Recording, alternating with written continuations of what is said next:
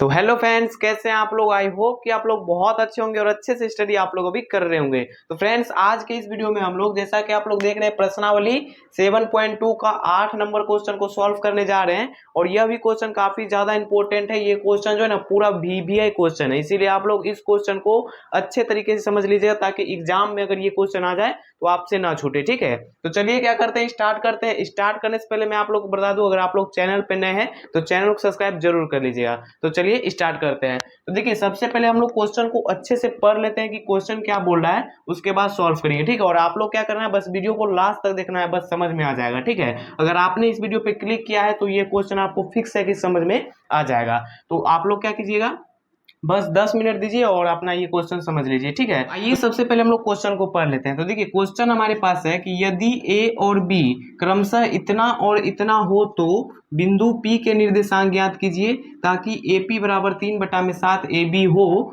और P रेखाखंड जो है AB पर स्थित हो। यानी कि यहाँ पे जो हम लोग क्वेश्चन बोल रहा है कि AB का मान हमारे पास दिया हुआ है कितना, तो A का मान है यहाँ पे -2, -2 और B का मान दिया हुआ है 2, -4। तो हमें क्या करना है कि यहाँ पे देख रहे हैं, बोल रहा है कि P जो है ना रेखाखंड AB पर स्थित है, यानी कि AB कोई रेखा है और उसी पर P बिंदु जो है स्थित है, यानी कि उसी पे है। तो हम लोग को चलिए सबसे पहले यहाँ पे हर लिख देते हैं और उसके बाद क्या करेंगे, तो एक रेखा खींच लेंगे और यहाँ पे एक रेखा खींच लेते हैं। सबसे पहले क्या करेंगे, तो एक रेखा खींच लिए और एक बिंदु यहाँ P हो गया A और एक बिंदु यहाँ पे हो गया B, क्योंकि बोल रहा है कि AB पर स्थित है। तो AB हो गया एक रेखा, कौन सा स्थित है, तो P स्थित है, तो बीच में यहाँ पे हो जाएगा P। कोई दिक्कत नहीं है, दिक्कत। अब मान रख देते हैं, यानी A का मान हमारे पास कितना है, तो -2, -2 है, -2, -2 हो गया। और यहाँ पे B का मान कितना है, तो यहाँ पे B का मान है 2, -4। कोई दिक्कत नहीं है, दिक्कत अच्छे समझ में आ रहा है ना, आएगा, बिल्कुल आएगा, क्योंकि यहाँ पे पूरा सिंपल तरीके से हम समझा रहे हैं। ठीक है, और आप लोग को वीडियो में बने रहना है, तब जाके ही समझ में आएगा।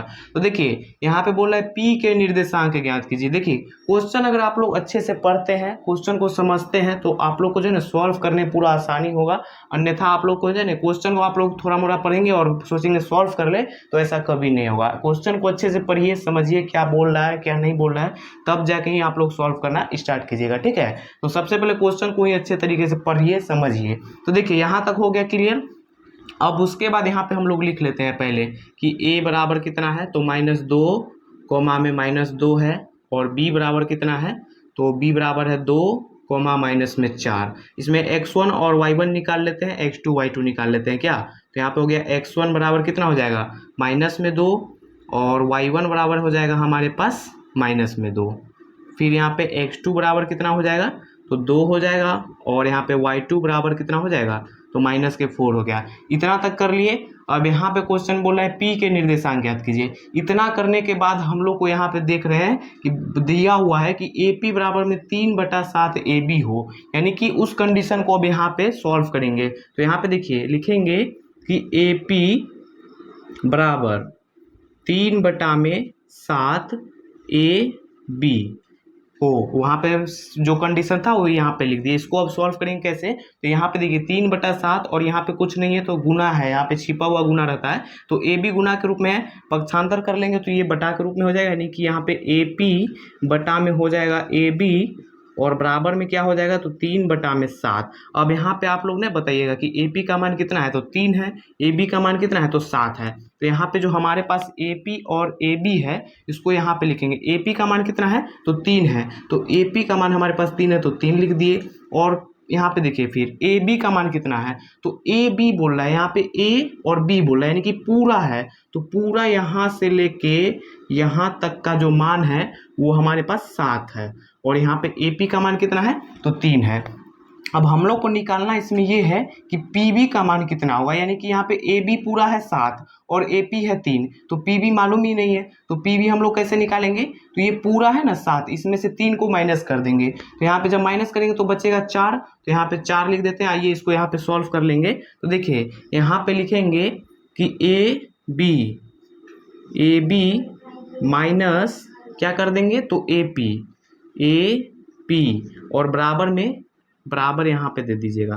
बराबर हम लोग को निकालना क्या है, तो PB निकालना है, PB। तो PB बराबर हमारे पास क्या हो जाएगा, PB बराबर देखिए AB हमारे पास 7 है पूरा, और माइनस ए पी कितना है 3 है, तो पी भी बराबर हमारे पास आ गया 4। कोई दिक्कत नहीं है दिक्कत। अब यहाँ पे इसको मिटा देते हैं क्योंकि यहाँ पे ये रहेगा तो आप लोग को अब थोड़ा मतलब साफ साफ समझ में नहीं आएगा। इसको मिटा दिए, यहाँ पे 4 आ गया, अब ये 3 है, यानी कि ए पी हो गया 3 और पी भी हो गया 4। 4 हम लोग निकाल लिए किस में से, तो ए बी में से ए पी माइनस करके। यहाँ पे देख रहे हैं आप लोग 4 निकल गया है। तो ये जो 3 और 4 है ये क्या है, तो ये हो गया हमारे पास M1 और ये हो गया M2। अब हम लोग को ज्ञात क्या करना है, तो देखिए यहाँ पे x1 y1 x2 y2 और m1 और m2 यानी कि सब दिख रहा है आप लोग को मान। तो बस यहाँ पे अब क्या करेंगे, तो p निकालना है ना। यहाँ पे बोल रहा है कि p के निर्देशांक ज्ञात कीजिए, तो आइए p का ही निर्देशांक ज्ञात करना है। तो यहाँ पे कर लेते हैं, लिखेंगे बिंदु, क्या लिखेंगे, तो बिंदु p का निर्देशांक, p का निर्देशांक बराबर, और p का निर्देशांक यानी कि ये x, y के फॉर्म में है और हम लोग को x, y के फॉर्म में ही ज्ञात करना है। यहाँ पे x, y के फॉर्म में होता है, ठीक है। तो यहाँ पे देखिए p के निर्देशांक यानी कि विभाजन सूत्र का इसमें लगेगा। यहाँ पे m1 m2 आ रहा है, समझ जाइए विभाजन सूत्र। तो यहाँ पे विभाजन सूत्र क्या हो जाएगा, तो m1 इंटू x2 और यहाँ पे फिर प्लस m2 इंटू x1 बटा में हो जाएगा m1 प्लस में m2। फॉर्मूला आप लोग को याद है या नहीं, आप लोग अच्छे से याद कर लीजिएगा। यहाँ पे देखिए फिर हो जाएगा m1 y2 प्लस में m2 y1 और बटा में वही हो जाएगा m1 प्लस में m2। कोई दिक्कत।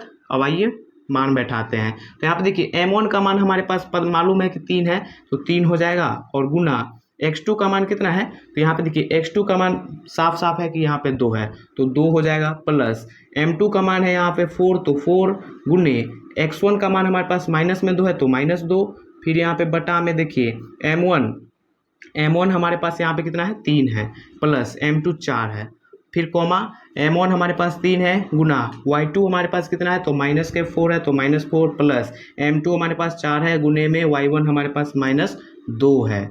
अब बटा में भी वही हो जाएगा 3 प्लस में 4। अब इसको सॉल्व करते हैं और हमारा आंसर आ जाएगा। देखिए यहाँ पे कितना हो जाएगा, 3 दूनी के 6 और यहाँ पे देखिए प्लस माइनस हो जाएगा, फिर 4 दूनी के हो गया 8 बटा में यहाँ पे कितना हो गया 4 3 7 हो गया, फिर कॉमा यहाँ पे देखिए -4 तिहाई की हो गया 12। कोई दिक्कत नहीं है दिक्कत। आप लोग को अच्छे समझ में आ रहा है ना, तो चलिए ठीक है। आप लोग समझ में आ रहा है तो वीडियो को लाइक करते जाइए, ठीक है।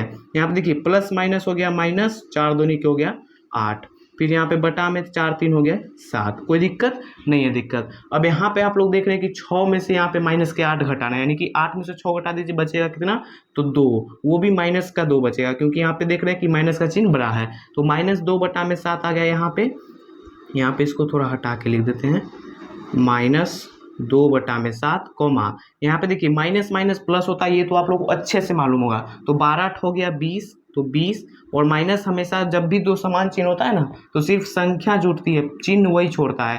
तो चिन्ह हमारे पास माइनस का ही रहेगा और बटा में 7 है तो 7, और यहाँ पे ये जो आप लोग देख रही हैं यही हो गया आंसर, यानी कि बिंदु P का मान जो है हम लोग निकाल दिए कितना, तो -2 बटा में 7 -20 बटा में 7, यानी x, y के फॉर्म में निकाल दिए। यहाँ पे x, y का फॉर्म का मतलब आप लोग समझते हैं, जैसे x वाला फॉर्मूला है ये, कोमा के इस साइड देख रहे हैं x2 है x1 है, तो ये x वाला है तो x वाला फॉर्मूला ये हो गया, और y के फॉर्म वाला हो गया, जैसे y वाला फॉर्मूला इधर है ना, तो y के फॉर्म में ये हो गया, यानी कि x बराबर बोले तो यहाँ पे -2 बटा में 7 और y बराबर बोले तो -20 बटा में 7 आ गया। तो आंसर आ गया हमारे पास और यही हो गया पूरा प्रूव्ड। तो उम्मीद करते हैं कि यह भी क्वेश्चन आप लोग को अच्छे और सिंपल तरीके से एकदम मस्त से समझ में आ गया होगा। तो वीडियो को एक लाइक जरूर कर दीजिएगा। मिलते हैं नेक्स्ट वीडियो में नेक्स्ट इंपॉर्टेंट क्वेश्चन के साथ। तब तक के लिए अगर आप लोग को चैनल पर नए हैं ना तो चैनल सब्सक्राइब कर लीजिएगा। चलिए मिलते हैं नेक्स्ट वीडियो में, तब तक के लिए बाय बाय दोस्तों।